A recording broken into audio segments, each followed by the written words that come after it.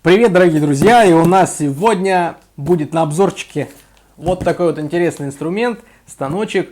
Блин, я давно себе эту штуку хотел, и вот мне ребята из компании Next Tools, из магазина Next Tools подогнали такую штуковину. Давайте посмотрим, распакуем и уже более детально изучим. Но тема очень нужная в любой мастерской. Без нее, ну, худо-бедно, ровно ты ничего не сделаешь.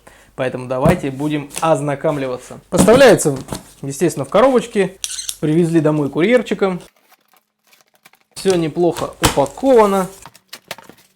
Ну и сейчас начнем потихонечку вытаскивать. И да, я думаю, многие уже догадались, что это сверлильный станок.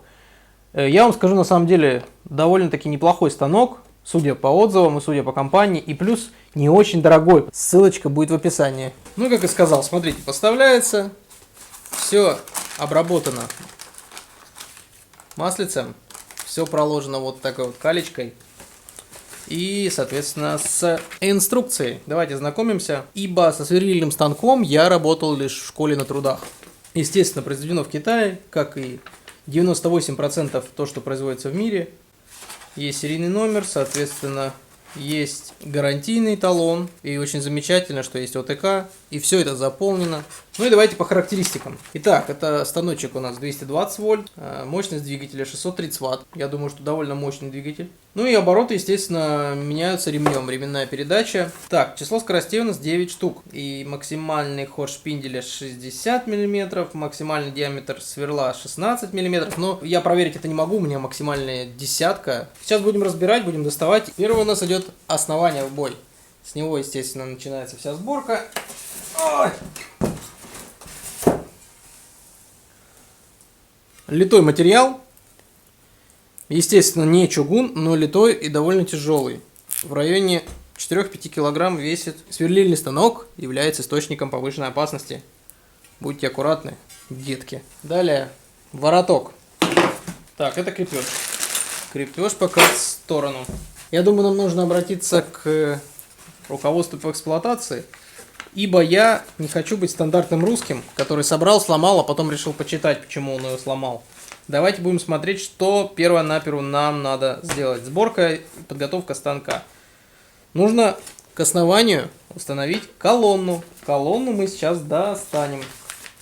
Так. Колонна есть. Я просто не хочу лишнее доставать, чтобы все аккуратно по порядку было. Оставим пока так.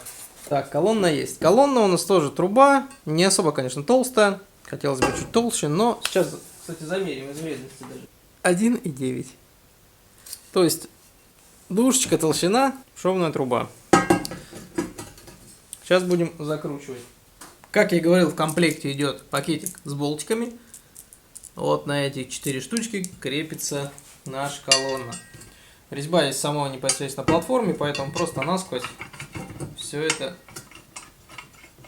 наживляется и затягивается. Ну дальше все относительно просто, опять же, следуя инструкции. Вставляем наш зубчатый вал, или не вал, как это назвать-то, и непосредственно рабочий столик.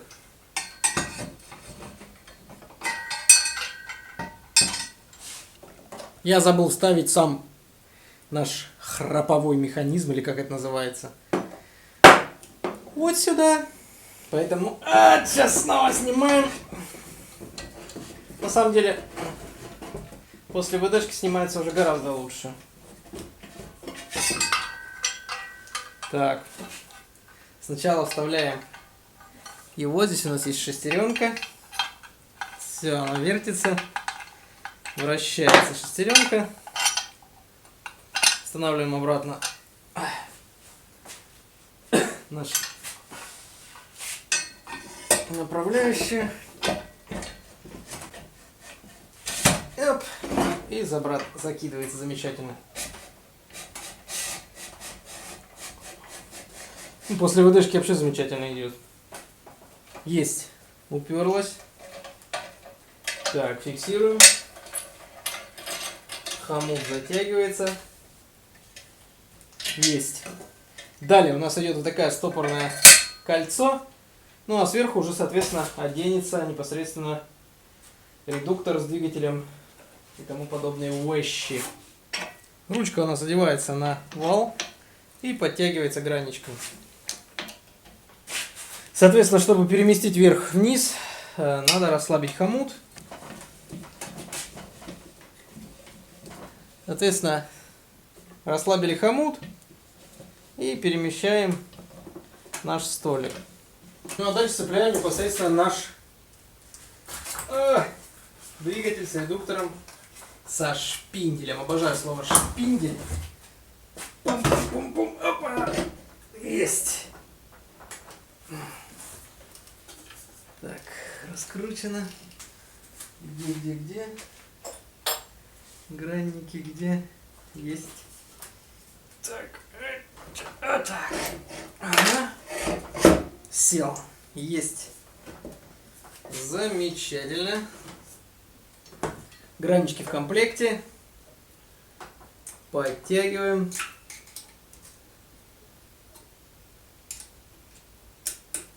Опа. Ну и сейчас продолжим дальше, уже более конкретно и близко. Итак, уже наш станочек на финишной прямой практически. Удобно. 2-метровый провод. Здесь у нас еще есть сам патрон. Так, мне очень интересно посмотреть, что там за ремешки. Так, другой. И вот непосредственно наши ремешки. По факту скоростей у нас 9. Соответственно, натяжение ремней регулируется вылетом двигателя. Вот у нас эти две штучки, которые фиксируются. Ремень натянут. Итак, нам необходимо закрепить ручку, а точнее рукоятки. Их 3 штучки в комплекте, и мы их поочередно закручиваем. Мы собрали практически все, нам осталось закрепить сам патрон. Итак, непосредственно сам патрон. Вот так он выглядит, красивый, замечательный. Сейчас мы протрем все растворителем, обезжирим поверхности и уже заколотим его. Протираю обыкновенным растворителем. Опять же, так указано в инструкции по эксплуатации. Так как транспортировочная смазка может забивать узлы. Желательно и на подаче тоже избавиться от транспортировочной смазки, а потом просто капнуть маслица своего. Соответственно, забыл еще сказать, с этой стороны у нас есть преднатяг пружины, чтобы пружина, ну то есть настраивать ее. Сейчас она максимально сильно настроена, агрессивно. То есть вот так себя ведет. Но это все можно настроить.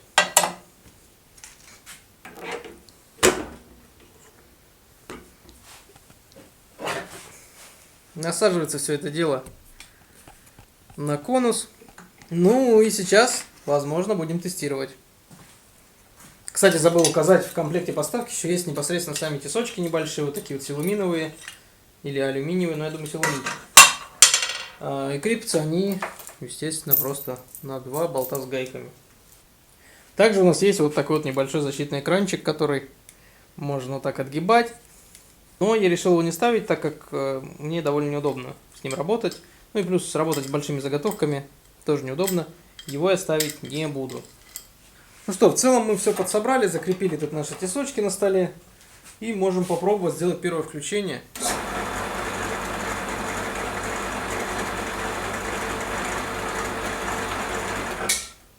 Щелкает. С той стороны там есть магнитный пускатель на двигателе. Это очень классная тема. Итак, сейчас стоят самые низкие обороты, 420 оборотов. Это для сверления толстого металла. И также толстых заготовок дерева. И я попробую просверлить. Покупал недавно в Леруа тоже такие самые простые сверла декстеровские. Вроде неплохие, наборчик. А также вот такой вот конусообразный сверло. Подготовил немного маслица. И будем сверлить. Сначала вот такой вот 4-миллиметровый кусочек швеллера. Точнее профильной трубы. Потом вот такой вот прокат. Попробуем его просверлить. А затем трубу.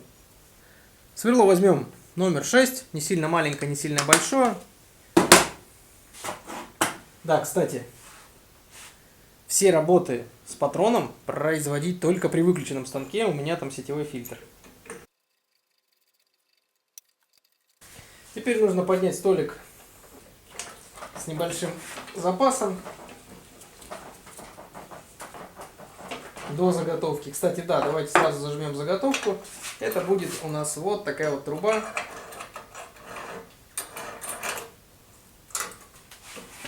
Так, соответственно, у нас есть небольшой зазор. Мы чуть-чуть отступаем и затягиваем.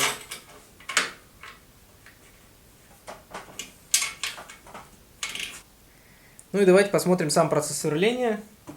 Включаем сетевой фильтр.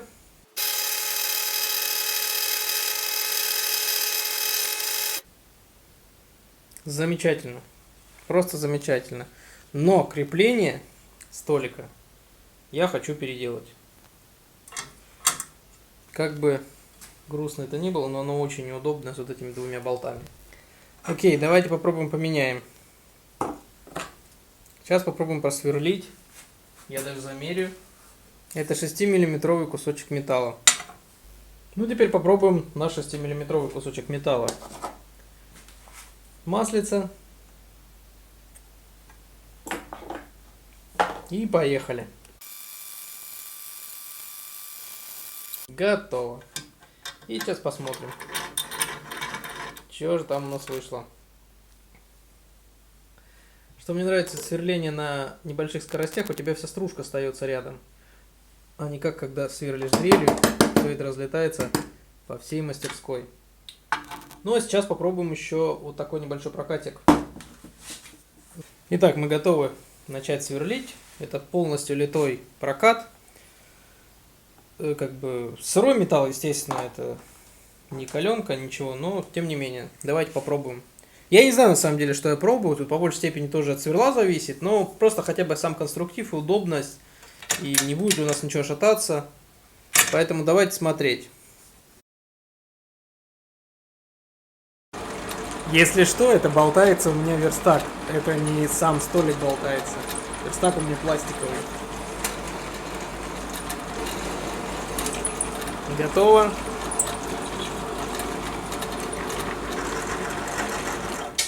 Ну и давайте посмотрим. 5 минут просто постоял, как говорится, попил чайку, попридавливал. Это мечта, потому что сверление больших заготовок для меня было обычной дрелью. Это просто мука, ад. И на следующий день покупка нового сверла. Потому что я думаю, что многие догадываются, что руками сверлить на медленной скорости это то еще занятие интересное. Плюс, ну, как минимум, все равно ты перпендикулярность особо не выдержишь сверления. Поэтому такая беда. Ну, блин, еще мне очень нравится на медленной скорости то, что все остается рядом. Замечательно вообще. Сейчас принесем магнитик, все соберем, уберем.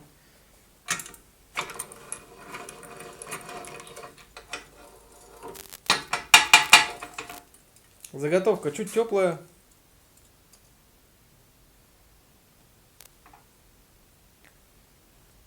И сверло еле-еле теплое. То есть ничего не перегрелось, не отпустилось.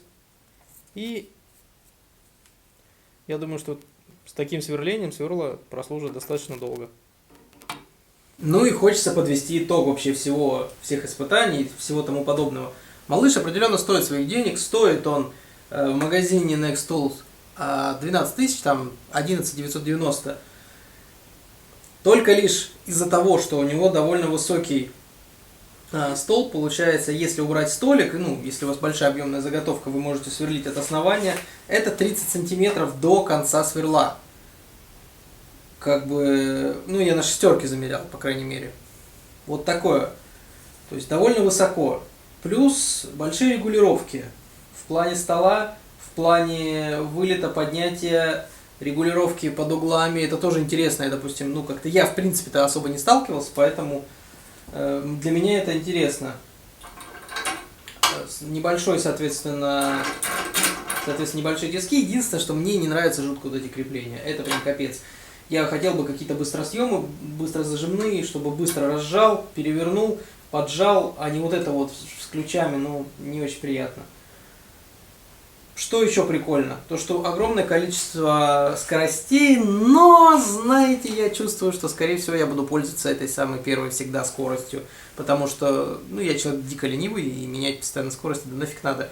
На этой скорости можно сверлить любой металл по большей степени, тонкий, толстый, низкая скорость, не горят сверла, ничего страшного, замечательно. Я особо с металлом, в принципе, как таковых объемных вещей не делаю, поэтому пережить можно.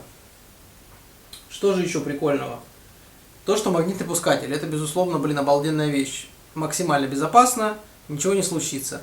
Да и в целом он довольно тихий, тут дребезжания были, но это дребезжание, потому что не была закрыта крышка, и сама крышка просто дребезжала. На видео, возможно, слышно.